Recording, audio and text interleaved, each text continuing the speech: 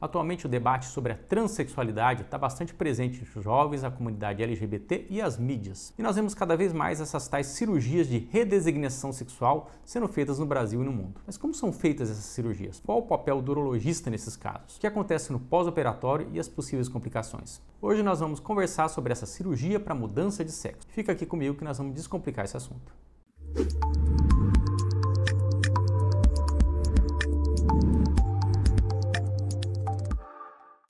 Olá, para quem não me conhece, eu sou o Dr. Juliano Plastina, médico urologista e titular da Sociedade Brasileira de Urologia. Aqui no Urologia Descomplicada, eu sempre procuro trazer temas atuais de urologia, saúde sexual masculina e andrologia para vocês. Então, se você curte esses assuntos, não deixe de se inscrever no canal e curtir esse vídeo para nos ajudar a divulgar o conteúdo. E se você tiver interesse em agendar uma teleconsulta comigo, a gente pode conversar você estando em qualquer cidade do Brasil. Basta usar o QR Code que está na tela ou o link na descrição do vídeo. O assunto transexualidade é um dos grandes debates da última década. A comunidade LGBT e a mídia nos trazem cada vez mais casos de pessoas com a chamada disforia de gênero. Homens que se identificam como mulheres e mulheres que se identificam como homens, os transexuais. E aqui nesse vídeo a minha intenção não é definir quais pacientes que necessitam dessa cirurgia de ressignificação sexual ou não, porque esse é um assunto bem polêmico e daria ali algumas horas de vídeo. Eu quero aqui expor para vocês como é feita essa cirurgia, o que esperar no pós-operatório e qual o papel do urologista.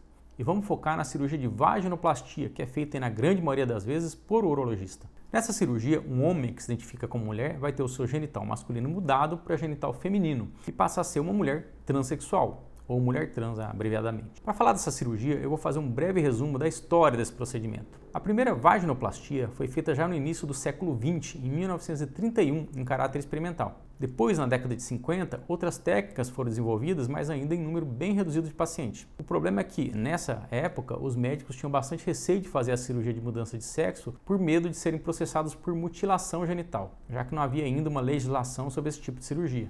Aqui no Brasil, a primeira cirurgia de vaginoplastia foi feita pelo médico Roberto Farina, em 1971.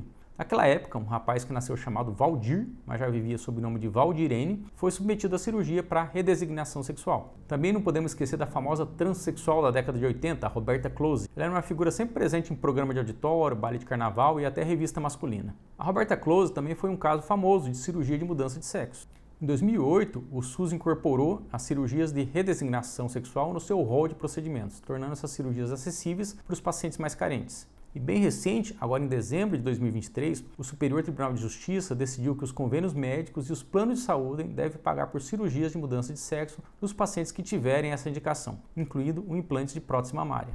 Mas vamos lá falar dessa cirurgia. Como é possível transformar o pênis e testículo em vagina e clitóris? Existem várias técnicas de como pode ser feito isso, mas eu vou descrever para vocês o tipo de cirurgia que é a mais realizada atualmente, a vaginoplastia com inversão do pênis. Dando uma olhada aqui nessa figura, a gente pode ver a bolsa escrotal ali em azul claro, o corpo do pênis em rosa e a glande do pênis nesse azul escuro.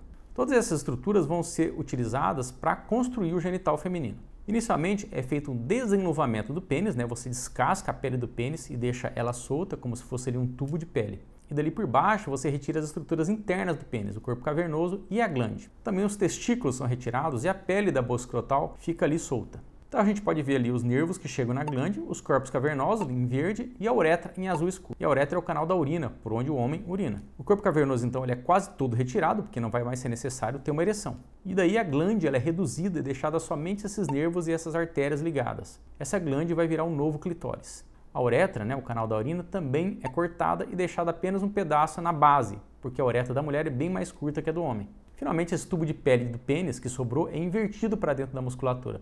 Daí é criada uma nova vagina, a neovagina, como é chamada. Aquele pedaço de glande com os nervos vai ser costurado na parte de cima e vai virar o clitóris. A pele da bolsa escrotal é trazida para baixo e vai se tornar os grandes lábios. Daí aquele pedaço de uretra que sobrou também é suturado embaixo do clitóris e vai ser a nova uretra. E é deixada uma sonda no pós-operatório para ajudar a cicatrização.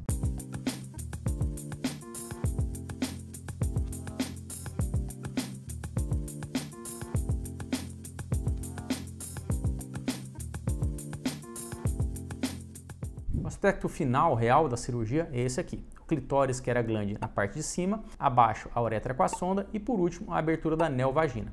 Nas laterais, tal que era a bolsa escrotal, suturado para criar os grandes lábios. Realmente é uma cirurgia bastante engenhosa e bem interessante. Mas o que acontece depois? Esse genital dá para funcionar como uma mulher? Na parte urinária, a uretra funciona normalmente. até porque a próstata fica no mesmo lugar, então o controle da urina acontece de maneira normal. Mas essa mulher trans vai precisar fazer exame de próstata regularmente após os 40 anos, porque ela pode ter câncer de próstata do mesmo jeito que qualquer homem. Esteticamente, o clitóris e os grandes lábios ficam com um aspecto até natural após a cicatrização. Já a questão da atividade sexual fica assim. A vagina foi construída com a pele do pênis e o clitóris é parte da glande. Essas duas estruturas são bem cheias de terminação nervosa. Então, com a penetração nessa nova vagina, o estímulo tátil também acontece. Um estudo publicado ali em 2022 mostrou que 82% dessas pacientes atingem o orgasmo. Mas nem tudo são flores, né? Existem alguns cuidados e complicações que podem acontecer. A neovagina é feita com pele e não com uma mucosa, como é a vagina natural das mulheres. Então, existe uma tendência da neovagina se atrofiar e fechar. Por isso, a paciente trans tem que realizar a dilatação periódica da neovagina, mesmo em casa. Também pode acontecer infecções dessa neovagina e, em alguns casos, a presença de mau cheiro nessa região. Também pode acontecer fístulas, vazamento de fezes ou urina pela vagina, mas esse tipo de ocorrência é bem mais rara, porém é descrito como uma complicação.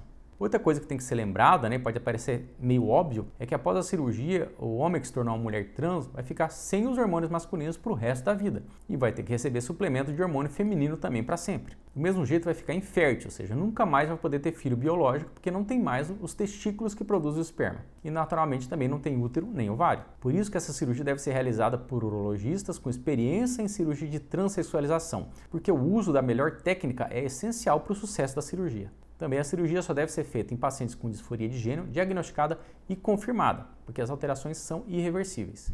Então, pessoal, gostaram de saber como funciona a cirurgia de mudança de sexo? Tinha ideia de como funcionava? Coloque nos comentários as suas ideias sobre esse assunto.